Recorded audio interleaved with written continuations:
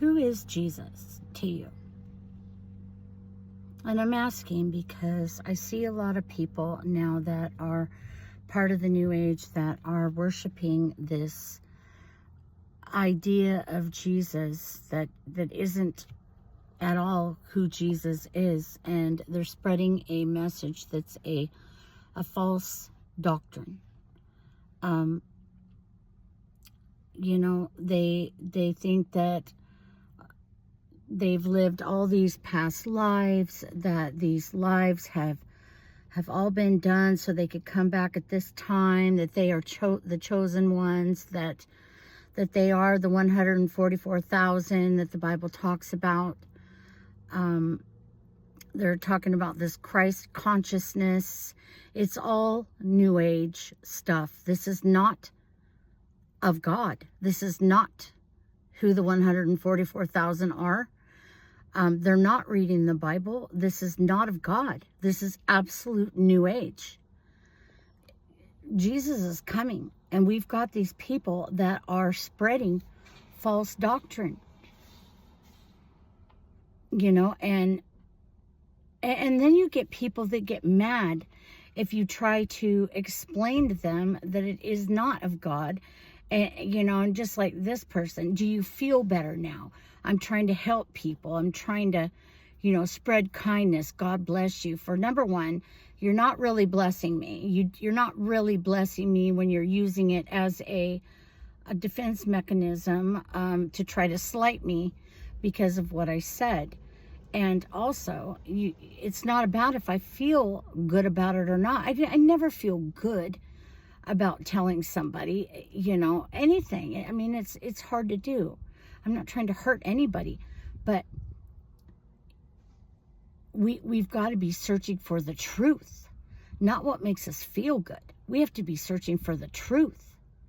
People are absolutely being sidetracked into this New Age mumbo jumbo BS. It's not of God. They're worshiping a Jesus that they have made up in their mind, how they think Jesus is. And if you say or do anything, it's like, they don't understand that we are supposed to warn people. In Ezekiel, it says to warn them. If we don't warn them of their wickedness and they keep going, we are also held accountable. It's not a matter of, do I feel good about it? It's a matter of, is it true? Because the Bible is very, very specific. Not my words, God's words about spreading false doctrine, using the Bible, and trying to say that these chosen people are the 144,000 that have come back, and lived all these lives, when the Bible literally says we live once and return to the ground as dust. There are no past lives. We live once and then judgment. We have to be looking at the Bible. And then there's people that will say, well, the Bible isn't real. It's been corrupted. Okay. Over 1,500 Bible prophecies have come true without one single error, and in great detail. Over 333 Old Testament prophecies of the coming Messiah fulfilled by Jesus. No errors. And then they say, well, prove it. You've got fingers. Look it up for yourself. And I'm not trying to be mean, but I get these New Age people, or these people that don't believe in God. You know how much information that you can put on TikTok, and they want me to prove it.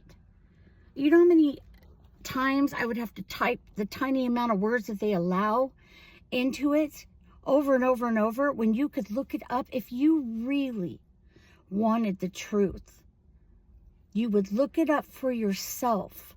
But people don't want the truth. They want to be right.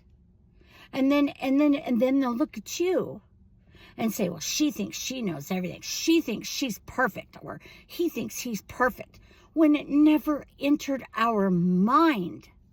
There are no perfect people. There's no perfect Christian. There's no perfect person. Only Jesus was perfect. Nobody else. Nobody else was perfect. And then they start, honing in on you, to try to figure out all of your flaws, instead of just taking what you said, looking it up for themselves, and paying attention to what they're doing in their own lives. I'm not going to be there with you when it's your time to meet God. Nobody is. Stop doing that. We've got to be thinking, you guys.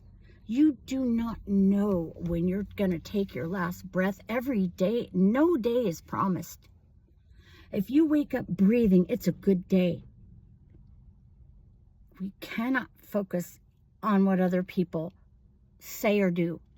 But if you start seeing somebody that's spreading a false doctrine, a false teaching of God, it says, if anybody comes and spreads a gospel that is not this, it is not the truth. And woe to them when God comes. Woe to you if you're doing this. I want to mention one other thing. I was watching this girl I came across. She was doing tarot cards, and doing readings. I never used tarot cards, but I spent 6 years in the New Age doing readings. And I was accurate. It's not us, it's God. If you have the ability with no tools, it's never you, it's God. And only if you are 100% accurate. But this woman, when I said it is an abomination what she was doing, she held up a picture she had done. I don't know if she drew this or what, but she had a picture of Jesus that she had colored on a popsicle stick. And she put it up to the camera. I could see the demon in her eyes, smiling this weird smile and going like this. An abomination, an abomination. You could see the demon. You could literally see the demon in her eyes. It's no joke. He's coming.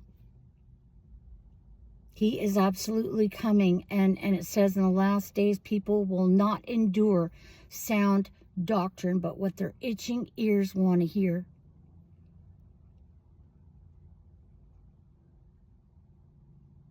Where are you going to go when Jesus comes? If he was to come right now, where do you think you would go with him? Or do you think that you would be left behind? We all need to be thinking about that. And then you get people that say, well, you're putting everybody in fear mode. Jesus came with love. Well, you need to read your Bible, because that is not exactly what Jesus said. We need to start reading full chapters in the Bible, not cherry picking verses. And when Jesus returns, it's for judgment. Stop doing readings. Stop following the New Age. It is demonic. It is not of God. It's not a God. And there's people that are going to just look at me and think I don't know what I'm talking about. I remember when somebody told me, I thought the same thing. I thought I had it all figured out. I thought I knew everything. I thought they didn't know what they were talking about. Thank God for my cousin Gary. Thank the Lord that he wasn't afraid to tell me, or I'd still be there, I guarantee you. I'd still be lost. Wake up. Please wake up. We're running out of time. We are running out of time. Prophecies are being fulfilled left and right. And it says, nobody knows the hour, nobody but the Father. But these signs will come. And if you see these signs, know that I am at the door. There is living fish in the Dead Sea. The moon is turning to blood. Waters are turning to blood, not just one, many. And then people say, well, that's not actual blood. The Lord speaks in parables. When he says the water turns to blood, I think we all know what that looks like. Lakes, rivers, bodies of ocean turning blood red. Oh, chemicals spilled. Oh, the color dye. Oh, it was this, it was that. You know, people think it was, you know, the end times are here. Oh, no, that's not it. Think for yourself. Discern for yourself. He's coming. He's coming. And I don't care anymore. I don't care. You know, I see family looking at my videos. I see people that aren't even in my life anymore that I've had to block several times. And then they just get a new, you know, thing to come look at me again. I don't care. It's not about me. It's about God. It's about Jesus. He's coming. He's coming.